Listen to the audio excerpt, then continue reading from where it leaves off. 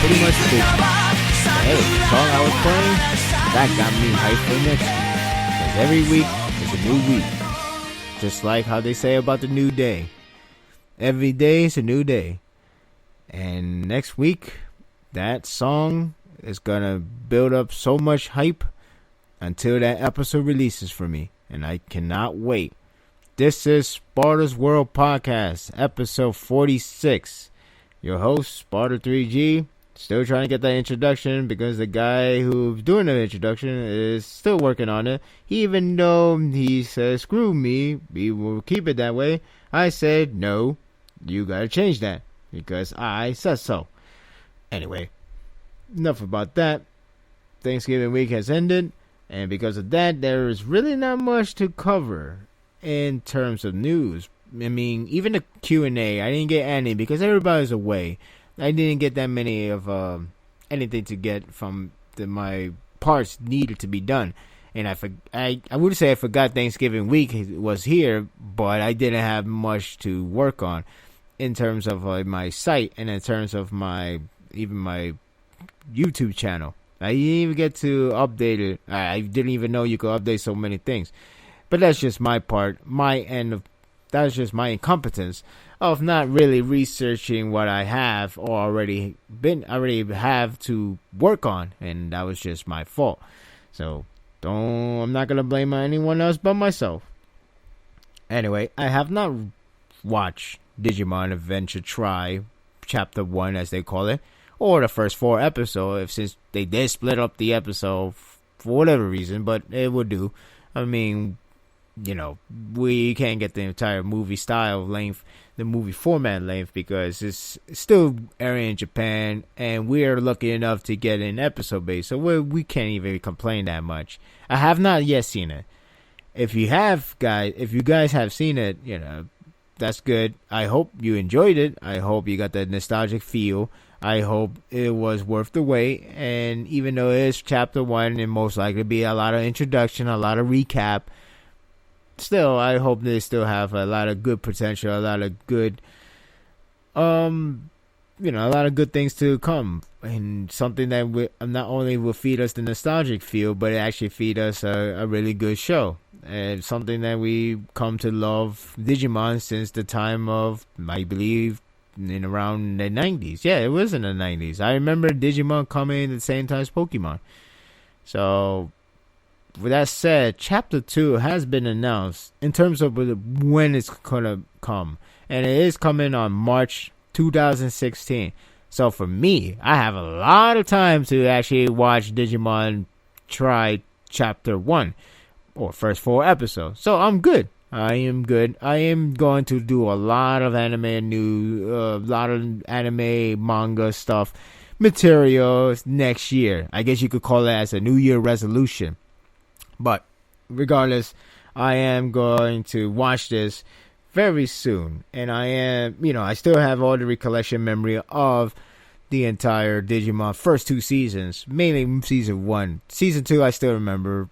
Even though a lot of people seems to hate that season. But I digress. I'm going to see it soon. Will I review it? Will I talk about it in my extra part of the podcast? I'll probably just do it at when it's all said and done. In other words, when the final chapter comes in, then I see all of them, and then I'll probably talk about it, all the details, worth it and whatever, not worth it, whatever. But definitely it has that all the nostalgic in there. So chapter 2 is coming in March 2016. We're most likely going to get 4 episode parts again, which is still good. And yeah, that's good to know. Hopefully I get the time to see it. So another movie announcement is the whole Ajin. I believe Ajin has already been aired in Japan. The first movie that is. What's Ajin is a seinen manga base. It's something I kind of want to see it, but at the same time, I don't know. I don't think that movie way they're doing is gonna be a good way to get people hype up for the series, to get the understand the series. Mainly because this is my opinion. Mainly because the movie is CG-ish, and why is it CG? I don't know. Why seinen manga gets CG movies? Why is that? But this one is getting a TV adaptation, which is releasing on winter 2016. I'm going to check it out. I want to see if it's worth it. I want to see if it's good. You know, not every sentence is always going to be good. Just let you guys know. Once you're seinen doesn't mean automatically good or automatically better than shonen. No, sometimes you just have to really see it for yourself. It's just a genre. It's just something that you could do or not do.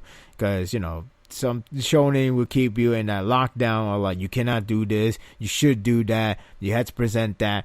Or seinen, you could do that, you could do this, kind of want to show more of that because that's how we work, stuff like that. But Ajin, I gotta see how it works, but not the movie. I'm not a fan of CG, a really weak one. You know, not only this movie getting CG, but even Gans is getting a movie. I was happy until I found out it's 3D, 3D CG. I can't do that. I mean, yes, it's cel shaded, fine. You want to be that specific. It's cel shaded, but it's more of 3D because cel shaded, it will have more of 2D feeling and it feels good. It feels like acceptable. CG, 3D, whatever. You could tell the movement is gonna be where your opinion comes in and say that looks janky, that looks terrible, that looks so low budget, and that's where the main flaw keeps coming in. It's the movements. If you don't have a good amount of budgets, you just don't do it. I mean, look at Berserk. It's, you know, the CG movie, fine, but can we not just do 2D? Can we just do a movie, 2D, everything? I know it should be a higher price, but why is this seinen manga keep getting these CG, Gantz, Ajin, Berserk? What's next? Kingdom? Tokyo Ghoul coming back with CG, 3D, whatever. You know what I mean when I say CG. Point is, I'm not a fan of this, and I just wish to just do it 2D format. Just 2D. Be a paper thin. I mean, this kind of reminds me with this whole King of Fighters 14. It's a new video game that's coming out for the PlayStation 4, but it looks crap. I'm sorry, it looks crap. Maybe gameplay will be good because I did play King of Fighters 13 and under, but that one graphically at least looks dated, really dated. My point is sometimes 3D age faster than 2D. In fact, it probably does age faster than 2D. And with these movies coming out, I just wish they weren't 3D.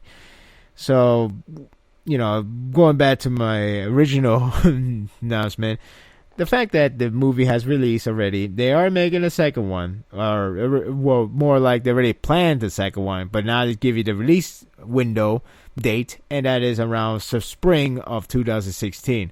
So I hope the first movie is good, even though I'm not much of a fan of a 3D from a 2D animation, what should have been 2D. I still hope it's good. But then again, there is an anime adaptation coming up not next month, winter 2016. So I'm hoping that will be good.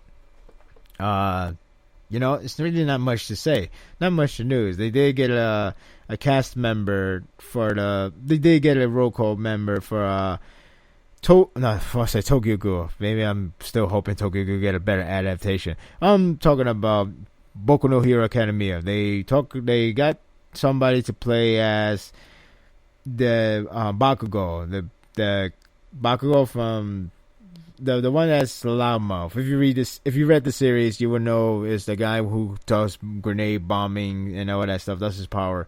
But he's being voiced by Nobuhiko Okamoto. If you remember from him from excuse me, if you remember the Genkan Sojo Nozaki-kun, remember that character Mikoto? That's him. He's the voice actor for Bakugo. So in a funny way, I would have said you would never guess because he is a talented voice actor. But, I guess maybe because of that last anime from that one, or there's actually a different anime, but I haven't really seen them since, I put myself a halt. But definitely made more animes, definitely rolled on different animes, and a different characteristic. I mean, he did Shinha from Akatsuki no Yona, which I did saw, and, he was like a mute person, so there you go. So, Bakugo is being handled by him. Should be interesting how he's going to play as a very grouchy, very loudmouth characteristic. And really that's all there is to the news. I mean, there's some other parts, but not major groundbreaking. But just remind you guys, the Gintama Shogun Assassination Arc is in fact starting December 2nd. And it's going to be blast. It's going to be one hell of a ride. I read the manga, definitely read the manga, of course.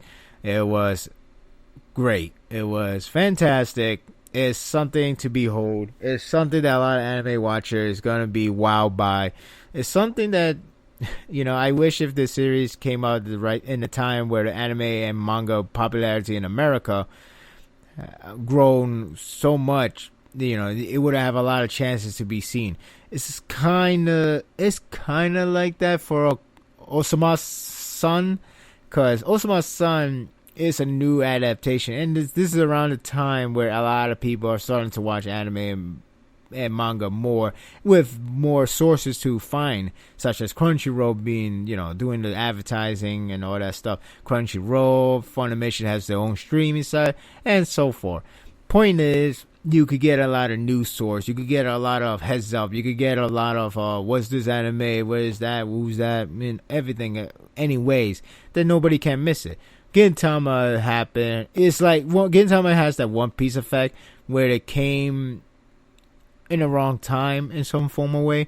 Gintama came in America in a time it wasn't that booming because, we had Naruto taking over in the entire chart every single time. Not to say, that's not fair, but, Naruto was the known series that people know in America a lot, minus DBZ and some other series, but Naruto was like a DBZ second for America. And the other series, they don't even know. They don't get the advertisement. They don't get this. They don't get that push. Weekly Shonen Jump don't showcase Gintama, if I recall correctly. Not Weekly Shonen, Monthly Shonen Jump. They don't get showcased like that. So Gintama was on the knees of like helping and needs somebody to help, but they never did. So either Viz canceled because of sale or something else. We never know. But point is, it came in the wrong time. At least in my opinion, it came in the wrong time. And now we have all this coming up for this one big epic arc. I kind of wish we could advertise more heavily for the people in today's current time in America and anywhere else that's not Japan, because Japan already know this more than we thought. Trust me, they really know about this a lot. So I just wish we could have a second chance. Sometimes America are hard when it comes to second chance. First impression, you can never make another first impression. That's the model that these people follows most of the time. I mean, I could understand why, but sometimes you gotta give it a chance. Sometimes you just had to let it build. I guess that's why Bleach and Naruto got really big as it is today, even today for America. Because it started off strong. Well, Bleach took a while, but, Soul Society arc was a second arc, and that's where it took the world by storm. So, Naruto, it took the world by storm early on, and it happened quick. So, remember, at the time, anime was actually pretty acceptable to watch. It was actually good, if I recall correctly in my memory. I don't think the animation was too terrible. I think the animation was good, decent, something, overall. Right timing on when to showcase the good action, the good timing, showcasing the emotion and stuff like that. we don't get that anymore now, especially Shippuden's in the filler mode, but I digress. My point being, I wish Gintama came in a different time. Came out right now, it would have probably got some buzz. It would have probably get some more attention than it need. But maybe I have heard that Gintama has getting more and more fan base in here, which sounds good. So, who knows? You know, it's never too late. That's, I guess, it's never. You can't. It could take a long time, but at least it's growing. So, seeing Shogun Assassination Arc, I saw the trailer. I saw the Jump Festa trailer one. That was great to see. Even in, of course, that before the trailer one, it was hilarious to see the whole entire, the entire Shokugeki no Soma reference. But you gotta see it for yourself. It's awesome. It's short. It's really short, but it's awesome as it is.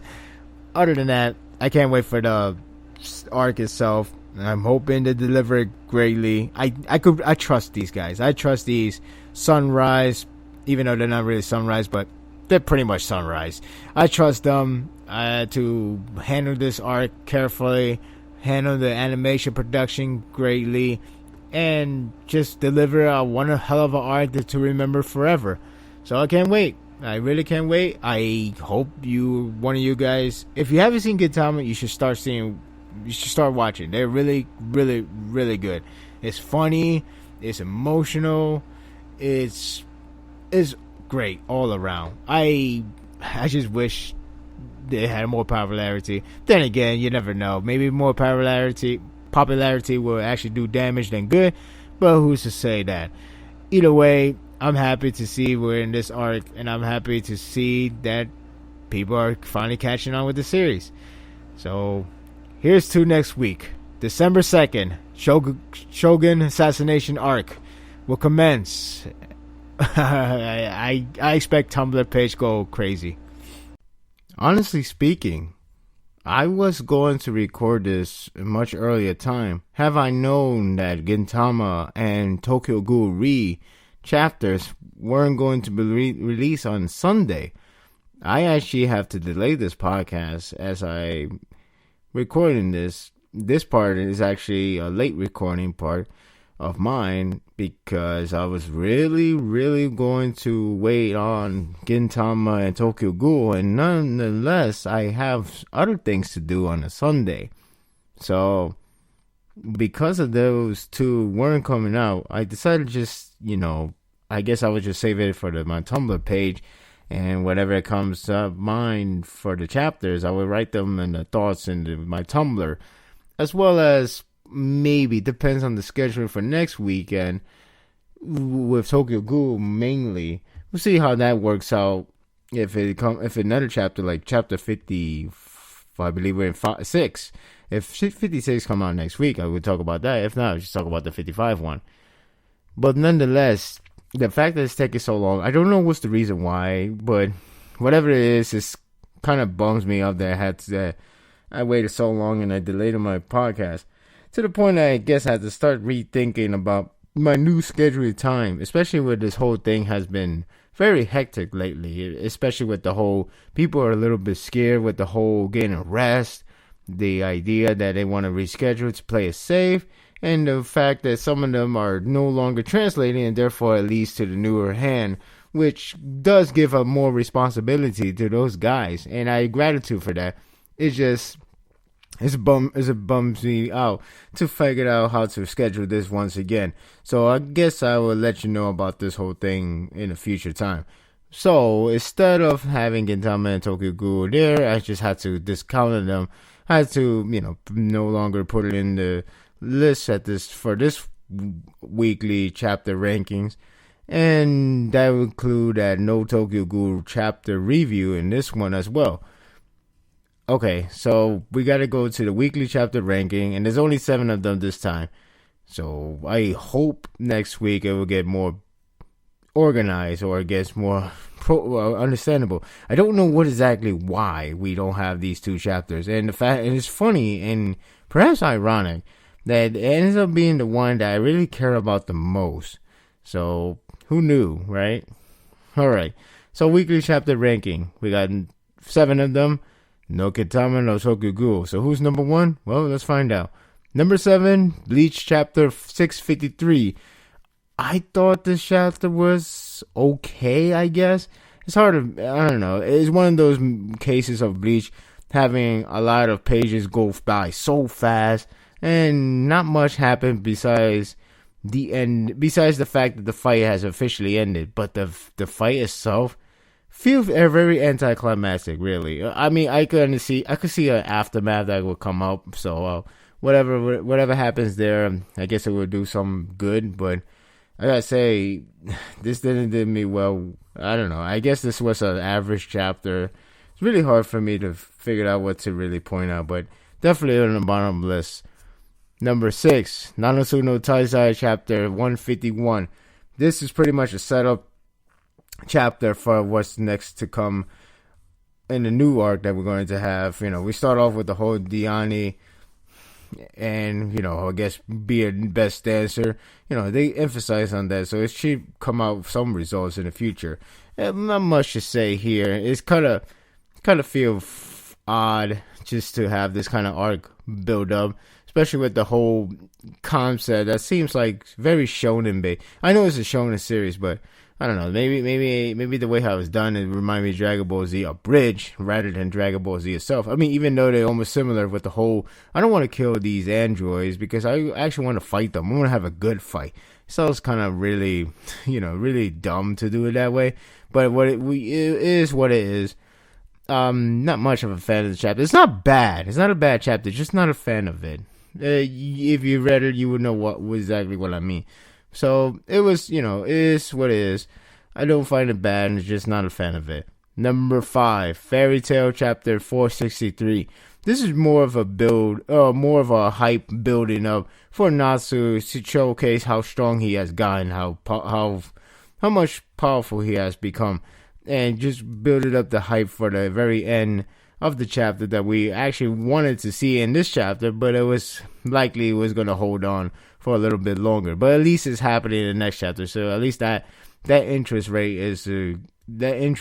there is already good enough for us, at least for me. So not some decent chapter, but definitely the ending part is where it's at. Number 4, Boku no Hero Academia chapter 68. It seems like we're finally getting ready for the next arc, and we're getting new villains, and we're getting a lot of sceneries, a lot of relationship bondage coming from these classmates of theirs.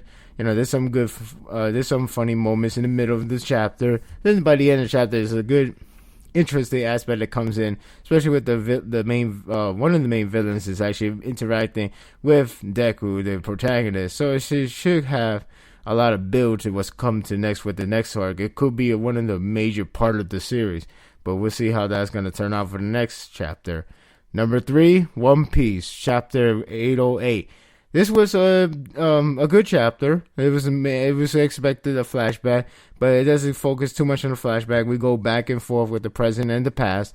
Flashback provided some interesting notes, especially on Jack and what exactly come down from the Captain Jack and his crew. It's not really doesn't really tell you what exactly they're looking for, besides the fact they are looking for that ninja guy, but why exactly is not known. But I guess that's the main build. I guess that's the main draw for this whole flashback. And then we got the present time. There's some humor in the middle as well. And by the end, it gives you the idea we're going to have the last pieces of the flashback. But it was a good chapter. I enjoyed this one. Number 2, Sokugeku no Soma, chapter 145. This is something that we haven't seen in a while, and that's the whole Sokugeku match. And nonetheless, the whole judging part of the series, where the whole foodgasm, I guess you could call it that way, the whole where they eat the food, where they taste it, and they go in the whole world. They get the fan service rolling, but mainly they get the whole imagery, what the characteristic, what they describe the taste, what they describe the chef, and all that good stuff that we haven't seen in such a long time with the series. Now basically the very end, they have this whole hype with Soma getting his ready for his dish, for his secret dish, and it should be something interesting. See how this all comes out. It's a different type of battle from these, obviously battle manga. It is a cooking series, but it's a very it's an intriguing one. If you haven't read it or have seen an anime at least, yeah, you should give it a shot. I mean, yes, it's fan service, but again, you should give it a shot. It's amusing stuff. Number 1, Haikyuu chapter 184. Again, it continues on with the last piece of the game, but it is getting more scary. But I do like the demonstration of the character development from Tsukushima, sorry. And, I like that display of that little friendship thing, because if you recall from the whole entire series, you don't really see that much of bondage between him and Kageyama. And seeing that scene, it actually speaks a lot of volume, as well as the part where he talks to himself about how he's seeing volleyball in a much different way, and the whole gameplay among each other. It really shows a lot of desperation and drastic measure they have to pull out, like such as him going back in the field, even though he is fractured his pinky, but it could be more, but it's much more than that as well. So it's affected not just the pinky area, but it has affected the hand, which is a crucial part of the blocking gameplay. So definitely really an intriguing, good chapter, getting more intense as this chapter goes by. Not sure how this is going to end. It could be a good way or a bad way, as in losing, and that would have been hard to get up from there. So yeah, I'm very interested to see this coming. That's it. That's all 7 chapters. No Gintama, no Tokyo Ghoul, due to the whole absence from the translation. And I even hear there's no spoilers for Tokyo Ghoul. I heard there's a lot of fake ones. What is this, Naruto now? So anyway, it's a little bit messy, but I think everything might get back to normal, I hope. Otherwise, I have to start rethinking about my scheduling, but that may happen soon. I'll let you guys know about that. So let's just talk about Fairy Tail right now, shall we?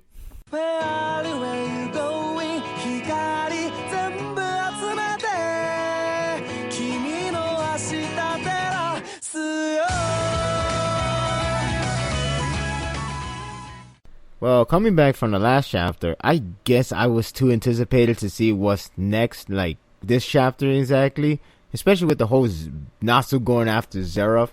And I guess we got that, but it happened at the last moment. And not only that, the chapter was pretty much building the hype for Natsu's and Zerov meeting each other once again, as well as hyping up Natsu, how strong he has become. That's all good and all. I guess I wish there was a little bit more development than that. This is not a bad chapter per se. It's actually a decent one. If you like some little good actions, even though it was pretty much a huge one-sided thing on Natsu's case, it is just a hype build-up for what's to come to the next chapter, which is the one that I was hoping for the next chapter. This chapter. Then again, you do have to have Natsu meeting up to Zerov. So instead of Zerov showing up, and instead of Natsu meeting Zerov at the ship, it ends up meeting in the battlefield where all the armies is at. So at least we got confrontation, and it doesn't feel like this confrontation is going to be the end all be all, because we still have all this Spring of 12, unless they say, hey, this series got canceled, or hey, this series is going to end in 5 chapters, so get ready for the ending. But nonetheless, it's obviously something's not going to go as planned. Maybe Natsu's secret technique will fail, or maybe he would try to do it, but then Zerov would just escape right before then. But it should be definitely interesting to see the next chapter. As for this chapter, well, it begins with the reactions that Natsu is actually going against Zerov. And Urza is pretty much telling everyone, mainly Gray, that they should go according to plan where we set up from the last chapter, and let Natsu do his own case, do his own ways. And Gray just suddenly going misfit, saying you gotta be kidding me, you're gonna let him trust what he has to do against Zerov by himself? Are you crazy? And then they got a little heated up argument to each other. In a way, I feel like this feels forced. This is to me, I feel like this is not necessary. I feel like it's trying to make a build up. I mean, it doesn't actually, like, it doesn't feel like it's gonna have any build up. It felt like it was just a way to stall this chapter in order to waste the chapter pages to get to the to the ending of the hype between Natsu and Zeref, because it's pretty obvious why Gray is like that, and at least they got it out of the way. But I feel like the confrontation between him and Urza, unless it does lead to anything like a little miscommunication between each other, which I don't think that will happen. This just doesn't really. It doesn't feel that much necessary, at least to me. Like, again, I think the main purpose of this whole conversation between each other is just to waste the pages just to get out of the way of this chapter in order to get to the ending. So, again, Gray and Urza, I'm not saying it's out of character, but it's more of a why now? Why start now?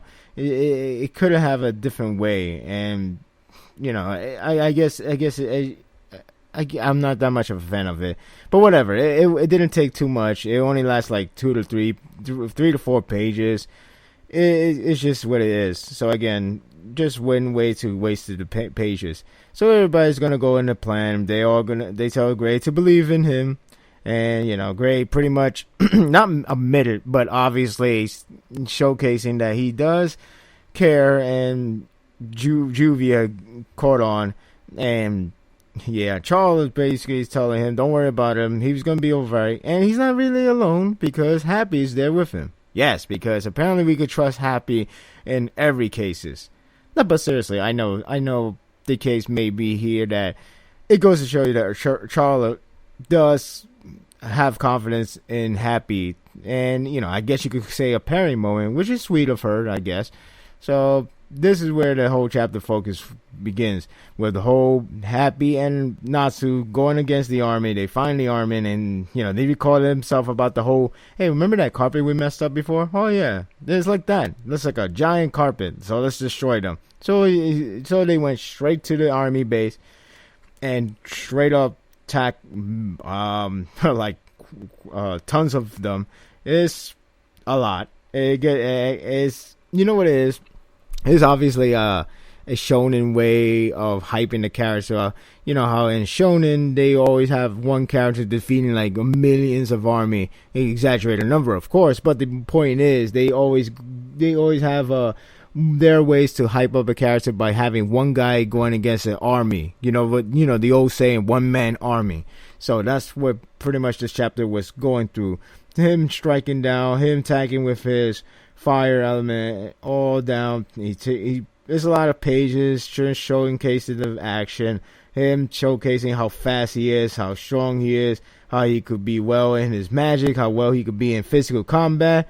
It goes to show you that Natsu is pretty much ready for Zeref. I mean, not really, at least in my opinion, unless he really does equal up, but I still kind of doubt it. But I'm not saying it will be so BS if he were to go against Zeref easily one-on-one, but maybe he could stand up and go against him for a little bit. I could understand that. If he beat him somehow, that's pretty kind of reach, but maybe we'll see how this is gonna go. But it does show you that Natsu has been trained a lot, to the point he's fast, he's strong, physical and magical. He's evasive, he dodged them quickly, and he can even parry these attacks. So yeah, he's pretty much hyped up a lot. He's really hyped up a lot. And again, he does a Fire Dragon Kingsborn and took out many of them once more. There's a lot of action pages in this whole chapter. Again, the main point is to hype him up, and then it gets to the end where Zeref teleported there because they counted that 973 people got wiped out by Natsu alone. And Zeref is saying like, well, we still got 99,900, or actually there's an error right there. I think this is 99,000. Yeah, no, it's 999,027 army. So there you go. Zeref shows up, and that confrontation begins between them. And a lot of a lot of ideas coming in my mind. One was said he will reveal that Nasu is his brother, or maybe they would just have a conversation. They would have a little speech, mainly coming from Zerov, telling the speech of this all over, game over, dragon's gonna kill Arcanugia. And maybe Nasu will do his usual thing, the whole Nakama friendship thing. But you never know. Maybe we will get some revelation of the brotherhood part, because that's something that really needs to get out of the way. I don't know about now, but I'm hoping I hope that part gets in this conversation between each other with the next chapter. So this is what I wanted to see, but they didn't meet up in the last chapter. So in this chapter they meet up in a different circumstance. So I guess I was too excited for where they're gonna come together, and here it is. But it happened at the end of the chapter, so now the next chapter is where the real interesting aspect comes in. So this chapter itself, it was good, decent. It showcased the action. It showcased how Nasu how powerful he is, in more of a thoroughly explanation, or not explanation, but like thoroughly presented. Because I'm not gonna count the Avatar arc one. The Avatar arc is pretty much explosion, and the fact that one fist could destroy God, which still is a little bit crazy and too fast. But whatever. This one is more of a get the idea. He's fast, he's strong, physical, magical, invasive, all that other stuff. So definitely we'll see how he's going to handle with Zerov. If he gets one shot by Zerov, well, we still have a long way to go, don't we? But yeah, definitely a decent chapter. Really good hype for the next one. So I really can't wait for the next one. I wouldn't say it's been too long being that interested of Fairy Tail, but definitely this is one of the most interesting part with these two coming together.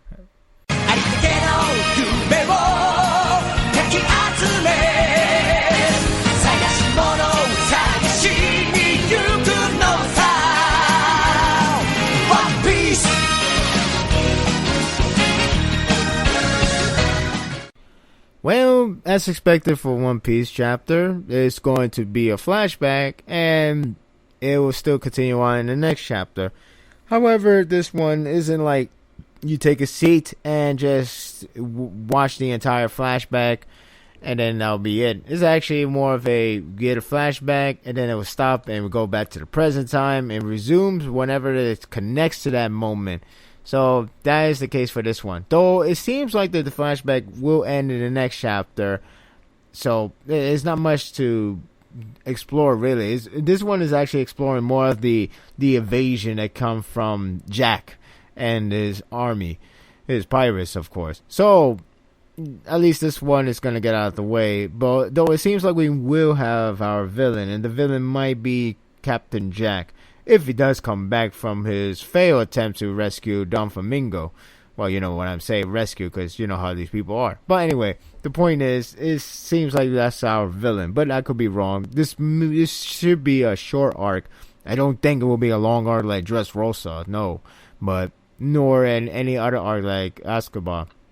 You know, I don't think that's going to be, I'll say Azkaban, Alabasta. But anyway, yeah, it's not like that case. So this one, I thought it was a good chapter, though. I find the flashback pretty interesting. Probably because it's going straight forward. It's not taking a long breath. It's not taking a long time to tell a story. It's not trying to make us get a character to care too much. It should be done in the present time, which that's what it seems like it's aiming for. Flashback, it seems like it's giving us the idea, what is the connection with Captain Jack, the fact that he's in Kaido team, and the whole idea that Raizo, that ninja, if I recall correctly, is that ninja. What is the connection? It seems like it has a pretty good connection with the Captain Jack and Raizo. So it seems, it's actually it is interesting. So we'll see how this is gonna go down. Again, I don't think it's gonna be a long arc, but either way, it should be interesting, and it should not be like something that's just there just to have fun. Like, oh, okay, it's just another another arc, like that one arc that really feels like filler, or just have a fun cool down time, which is nothing wrong with that. But I guess we're coming back from Dressrosa. We want more of that. All right, so mammoth. We saw a mammoth on the top of an elephant. Go figure. And they attacked the gate. They broken down the gates, and yes, that mammoth is a pirate. And that's where we see the introduction. Who is that mammoth, and who is that guy that's with the mammoth that look like a tamer, but that's not the case. So, the Mink tribe are trying to defend themselves, and they one of them called out like, "Who the hell are you guys? State your name." And that's where we get the introduction. And we found out this mammoth is actually the Kaido's right-hand man, being labeled as being the calamities. I guess that's what they call it. And that's Jack the Drought. Jack the Drought. Okay. But yes, that's Jack. A big mammoth. So I guess we're going to have a moment of fighting a mammoth in this series. Or at least in this arc, I'm guessing, because one thing for certain, we did not find out what happens to Sanji, but it seems like the Sanji did happen before this invasion. Though it would be interesting if he was in this flashback in a different circumstance. I don't think it would be the part where he split up with the guys. I think it's already been done, the split up part, and maybe we'll see Sanji out of the peak out of nowhere. But then again, I don't think the Mink tribes and Straw Hat crews even know about it. I mean, maybe not. I'm not talking about the splitting up part. Straw Hat crew know that. I'm talking about where Sanji right now. What is he exactly doing? That being remain a mystery. Which I guess that's the fun in games. But I don't know if they're going to save Sanji for the next arc, or Sanji is part of the provident point in this arc. Hopefully it's the latter, because I don't want to not see Sanji. I want to see Sanji. I want the entire Straw Hat crew to be back in one team. No one guy's missing, one man out, whatever. But yeah, this mammoth guy, this Jack guy, I guess is the idea that we are having. This is our boss fight. This is the boss of this the main villain of this arc. If he does come back and show up, unless there's other plan. But I think the way how they handle this flashback gives the idea Jack is the boss here. Now, hand over Rizzo. That's what the sheep shed said. So yeah, that's the sheep shed. And yeah, they going after Rizzo. Didn't really explain why, but you get the idea he's really connected to this whole thing, this whole Kaido army, and I guess in a way it comes down that it's more important than we think, because perhaps back in the time where with the whole samurai focus, you kind of wonder where this leads to. I mean, it makes a fun side story, sure, but it seems like ever since the guy want to find his friend, which is Rizzo, and he's a ninja instead.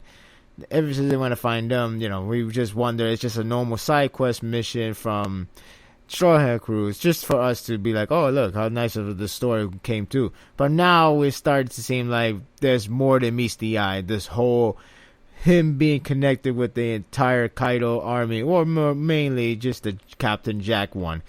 But still, that does connects, and it does make a bridge. If Luffy gets involved, it will cause a stir to Kaido, which is already caused a stir by Sanji back in the past chapter.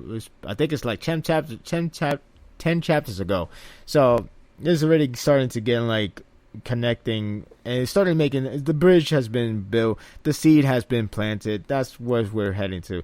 So they're not gonna hand over Rizzo, or rather, they don't even know. Yeah, they don't know.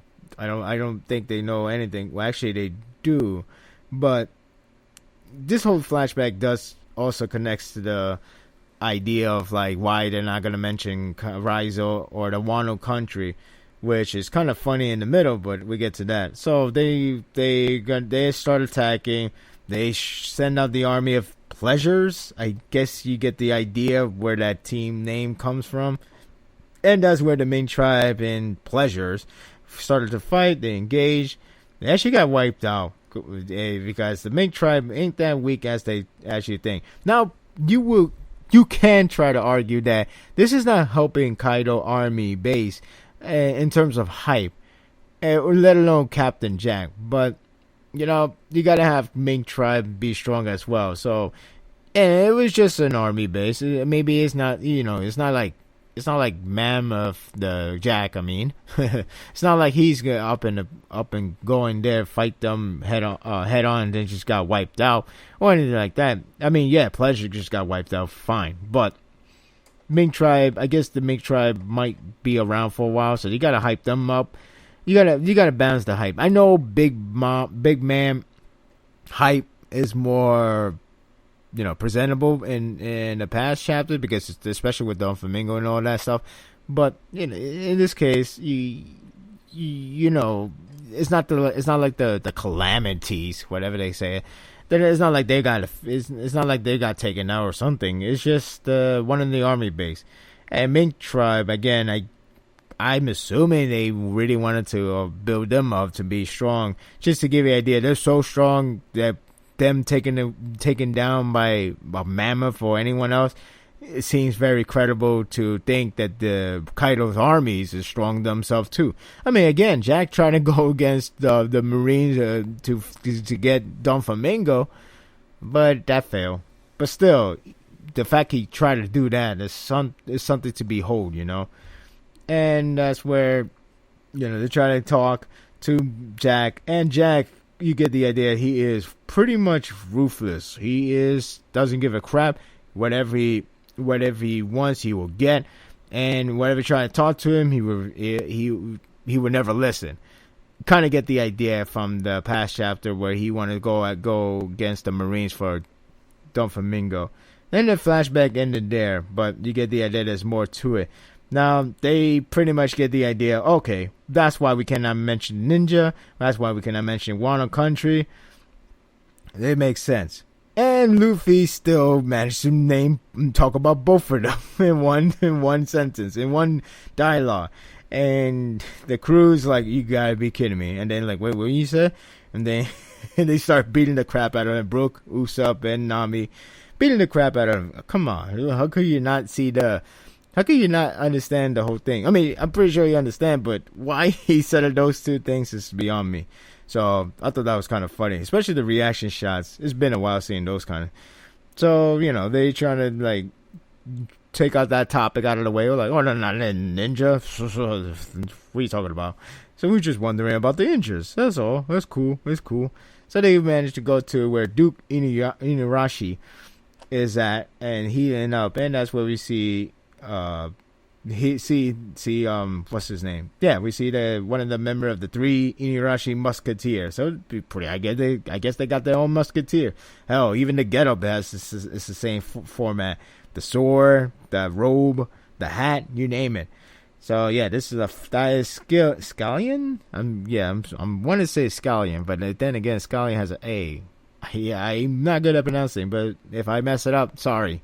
But yeah, that is pretty much the lion. And, you can look at him and, he's pretty much guarding the base. And no one, he's pretty much a hard ass. To the point that, like, if you don't show any backbone, courageous or anything, he would just throw you to the bottomless pit. So, because you see the other animals. You see the other animals, like, oh, sorry, we're not going to talk about sweet again. That's the spirit. So, don't be a wuss. Just be a badass. I guess that's the moral of the story from him. Yet, after all that, once they find out the crew, the Straw Hat crew arrive, that's where he kind of contradicting that way. He's like, oh, I'll give you my the deepest thanks for saving our country. And again, Luffy is trying to say something. Well, actually, he did say something offensive in a not in a very offensive way for you guys being that PC level. Just a comedy way of saying it. And Nami's just slap him like, oh god, this guy. So that's when they finally go inside. Chopper's there with the other nurses, and we finally see Duke Inuyasha. Then he seems like one damn Duke. It's like almost seems like something we see in a commercial one of these days. But yeah, he's pretty large. Wanda's happy to see him awaken and, of course, alive. And this is where we get another piece of the flashback, which didn't start yet, but that's where because the fact they like recovering from their defeat, and that's where it's like, if only they didn't bring that weapon. And that's where we get the connection, the weapon that destroyed the country. It was that Caesar's poison gas. I think that's the same thing that we saw from the 2 arcs ago. And not only that, it does also connect to that whole. If you remember in the past chapter, there was a moment that Caesar was like, "Oh hell no! Don't take me! Don't take me! Don't take me!" That part explains right there. At least not fully explained, but it gives the idea that it is connected, and it gives you the idea that this part of it, this is where the triggers in the whole poison gas weapon.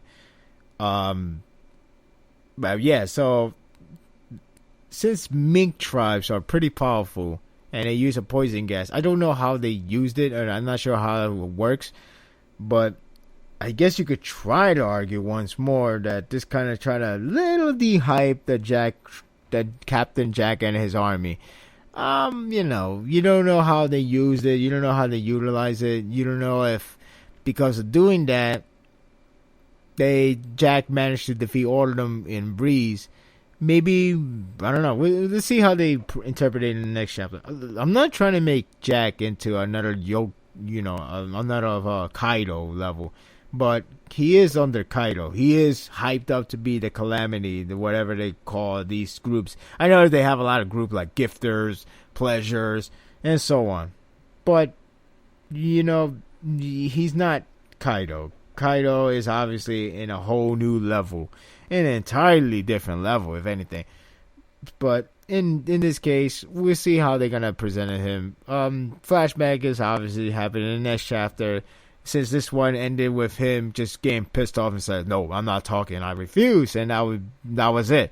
So we'll see how the next chapter goes. Though this chapter was good. I did laugh in the middle of the part where Luffy managed to say 2 taboo words, and they try to clear it out that, oh no, he didn't say anything about Wano Country or Ninja. What's that? I thought that was pretty amusing. The flashback is good. Is at least is going nicely paced. It's not trying to take too much time, as it's using the time of the present to present the character of the Mink tribe rather than the past. So at least it's trying to get a lot of things out of the way and get us an understanding where this arc is heading to. What I'm still wondering is Sanji, but maybe in the next chapter it was surprised that Sanji was in fact part of it, but we'll see what happens. So good chapter. Next chapter we'll have more flashbacks, and we'll see what we're gonna get out of this arc. That will do it for today's episode. This was a short one, but it is after Thanksgiving, and I am still thankful for what I have and more, and the holiday season has truly begun. So that being said, I hope you guys enjoyed this episode, and because of these seasons have started, it's going to have like a little bit light schedule on the releases, on the news, and every standard point of view, because the holiday season is among us, and if I recall correctly, usually around that time they always take a good 2 to 3 weeks breaks from new chapters, and that includes every magazine I read. You could get leaks, sure, it could happen in the midway of the vacation, but that would be like one break, then no break, then 1 week break again, and then we resume to normal scheduling. So at least we could get that. I hope we could get that. With that said, you keep in mind that I will take a break if there's any new chapters to be released. Mainly the one that I read and review in the podcast, not in the one at the Tumblr page. Not those. But yeah, keeping that in mind, the break can occur, and it might most likely occur around the Christmas time. So we'll see what happens by then. Even so, I will continue to do what I do best and enjoy recording the podcast and continue to enjoy to share my thoughts. So subscribe to this channel if you haven't already. Spread the words, support, and I'll see you next time for more Sparda's World Podcast. Take care, everyone.